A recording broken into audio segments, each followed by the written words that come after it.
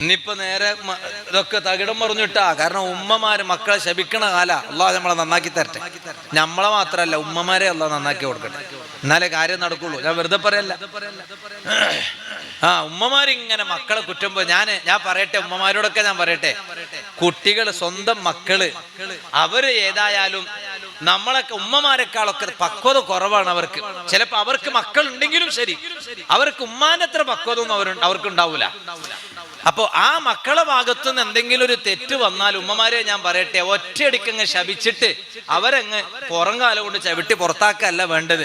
അവരെ ഒന്ന് അടുപ്പിച്ചിട്ട്, കാരണം എന്താ, നിങ്ങളെ ശാപം അവർക്ക് കിട്ടിയിട്ട് അവർ എവിടെയെങ്കിലും എന്തിനെങ്കിലും പോയി പെട്ടിട്ട് അവർക്കങ്ങ് നാശം സംഭവിച്ചാൽ അത് കാണാൻ നിങ്ങളെ കൊണ്ട് കഴിയോ ഉമ്മമാരെ? അതുകൊണ്ടല്ലേ മുത്തുനബി സ്വല്ലല്ലാഹു അലൈഹി വസല്ലം ഇമാം ഇസ്മായിലുൽ ഹിഖ്ൽ ബറൂസമി തങ്ങൾ തഫ്സീർ റൂഹുൽ ബയാനിൽ ഒരു സംഭവം രേഖപ്പെടുത്തുന്നത് കാണാൻ കഴിയും. ഒരാൾ മരിക്കാൻ കിടക്കുന്ന സമയത്ത് അദ്ദേഹത്തിന്റെ നാക്ക് വഴങ്ങണില്ല, ഷഹാദത്ത് കലിമ ചൊല്ലാൻ ആ നാക്കിനെ കൊണ്ട് കഴിയണില്ല. അപ്പൊ മുത്തുനബി സല്ലല്ലാഹു അലൈഹി വസല്ലം തങ്ങൾ അടുത്തുള്ള ആളുകളോടൊക്കെ ചോദിച്ചു, എന്തപ്പ ഇത്, ഈ മനുഷ്യൻ നിസ്കരിച്ചിട്ടില്ലേ എന്ന് ചോദിച്ചു. അപ്പൊ അവരൊക്കെ പറഞ്ഞു, നിസ്കരിച്ചിക്കണല്ലോ നബിയെ.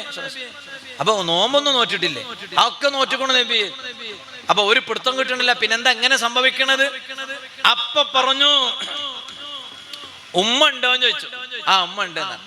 എന്നാ ഉമ്മാനെ ഒന്ന് ഉമ്മാന്റെ അടുത്തേക്ക് പോവാ. ഉമ്മാന്റെ അടുത്ത് ചെന്നു. ഉമ്മാന്റെ അടുത്ത് ചെന്നപ്പോഴാണ് നോക്കുമ്പോ ഉമ്മാനെ വിഷമിപ്പിച്ചിട്ടുണ്ട് മകൻ എന്ന ഒരു വിവരാണ് അപ്പൊ ലഭിച്ചത്. അപ്പൊ ഉമ്മ ശപിച്ചു. ആ സമയം ആ ഉമ്മാനോട് മുത്തുനബി സല്ലല്ലാഹു അലൈഹി വസല്ലം തങ്ങൾ ചോദിച്ചൊരു ചോദ്യമുണ്ട്.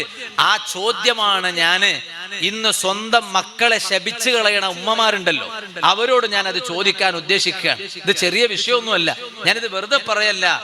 സ്വന്തം മക്കളെ ഉമ്മമാരങ്ങ് ശപിച്ചിട്ട് വീട്ടിൽ നിന്ന് അങ്ങ് പുറത്താക്കണം. അവന്റെ ഭാഗത്തുനിന്ന് തെറ്റൊക്കെ വന്നുണ്ടാവും.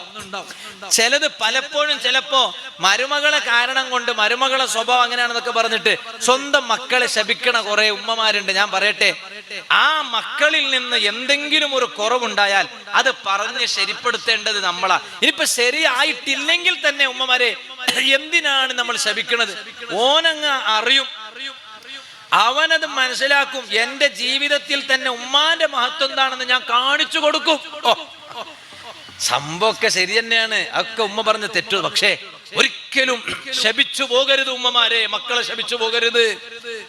അപ്പോഴാണ് മുത്തുനബി സല്ലല്ലാഹു അലൈഹി വസല്ലം ഈ വിവരം കിട്ടിയപ്പോൾ ആ ഉമ്മാനോടാണ് മുത്തുനബിക്ക് ചോദിക്കാനുണ്ടായത്. സല്ലല്ലാഹു അലൈഹി വസല്ലം ചോദിച്ചു, ഉമ്മാ, നിങ്ങള് മാസങ്ങളോളം ഗർഭം ചുമന്നില്ലേ?